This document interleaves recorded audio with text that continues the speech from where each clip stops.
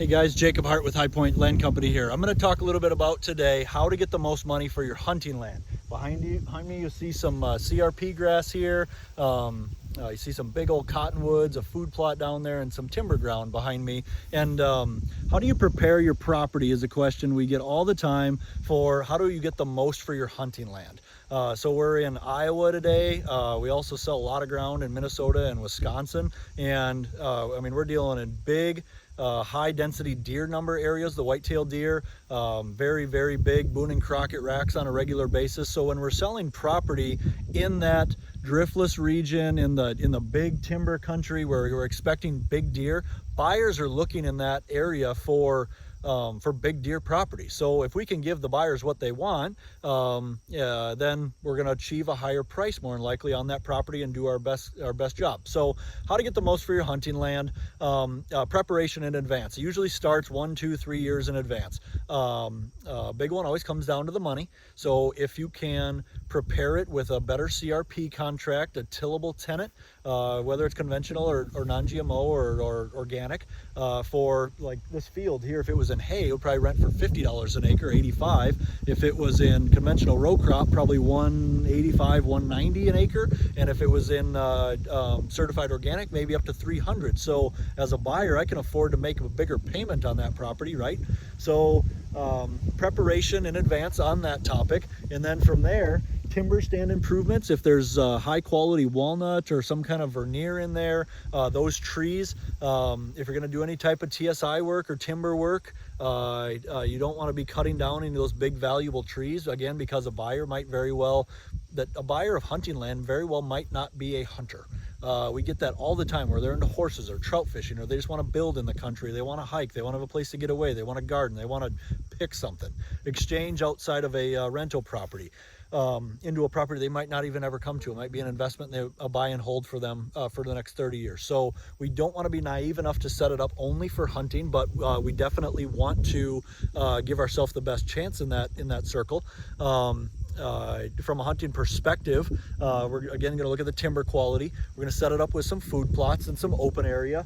If you look at this behind me, there's no trail, there's no access to it. If I'm going to look at that property, regardless if it's from a hunting or an equestrian standpoint, you have to have the buyer have a good experience when they look at that property. If they're getting whipped in the face with thistles and their kid is in the back getting bit by all kinds of bugs getting on them with the grass getting back into your cab, or if they're walking and you don't have a trail access, get a mower in there, get it cleaned up and make sure it's mowed nice so you have access to that. Tree stands and box blinds are another one that may or may not increase the value, but they sure look good and it looks set up, because it's a big number of folks are not interested in doing the work. They want to go hunt. They're busy at work or with family or traveling, and they want to show up in the property. They would love it if it's done. If food plots are in, tree stands, box blinds are there, TSI work or hinge cutting, that sort of thing has been completed.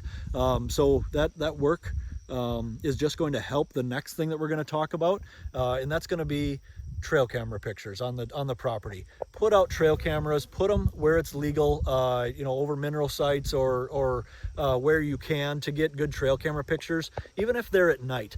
And that deer quality is shown in that neighborhood. I can't tell you how many times we put trail cameras up on a property and really do a great inventory with 10, 15 cameras on a property, per acre. Is usually, a number. You don't want 10 cameras on 10 acres, but put a bunch of trail camera pictures on it where there's going to be all kinds of wildlife pictures. If they're really into taking wildlife photography and you got all kinds of birds, or you got turkeys, or if it is deer and deer quality, obviously that's going to be a great one. Harvest pictures, again, any of that inventory. It's no different than a tillable farm. A lot of times the operators want to know the fertility, the yield history, all that. If you said, last 3 years we did brassicas, corn and soybeans in this food plot, we're going to do alfalfa next year, doing a good rotation, we got a plan. We shot 2 160s and a Boone and Crockett buck over here. Here's our stand locations, here's our trail map, here's our information. We do all these things for our listings because it's effective to get somebody the most money for their hunting land if we can prepare it in advance. If the property is currently in pasture and you're in an area where pasture ground sells for $2,500 an acre, but hunting land sells for $5,000 an acre, take the cattle out of there a year in advance, let it grow up a little bit, let some sun get down to that forest floor, and now it's going to be classified as hunting land.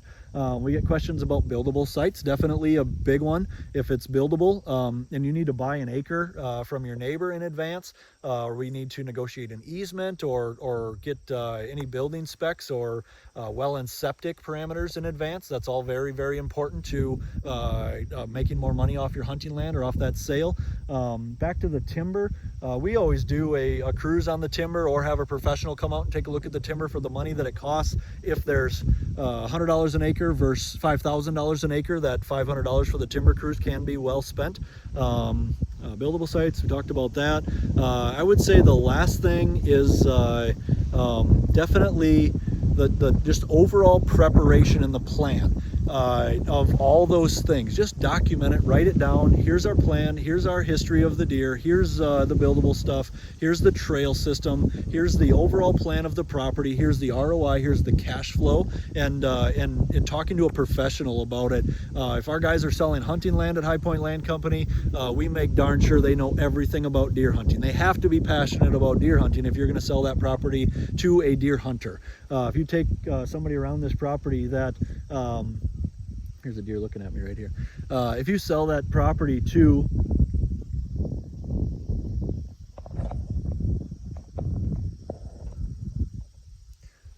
standing in the corn, if you sell that property to someone that is a deer hunter, it has to be set up and shown by a deer hunter, for a deer hunter, by a deer hunter. If they've never done deer hunting in their life, they've ever been pheasant hunting and it's a pheasant hunting farm, if it's for an equestrian buyer and they don't know anything about horses, that's huge. You have to be represented by somebody that knows what's going on, that speaks the language for whoever is interested in that property, and can sell it to them about what's the most important thing to that specific buyer and envisioning themselves on that property.